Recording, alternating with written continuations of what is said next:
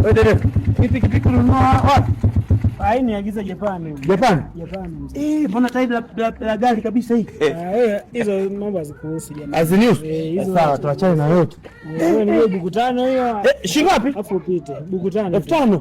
Buku 5. Oh brother, yani 5,000 kutoka chuma hiyo unaionaje kwanza? Wewe nafikiri ya biashara za bodaboda. Sasa ni kweli mwanangu, chuma yenyewe ni kweli ya gharama, lakini sasa mwanangu unaniambia 5,000 nimetoka tu mtaa wa pili hapo kaka. Hizo shida mimi hazinihusu. Wewe nipe buku 5 yangu afu mimi chole.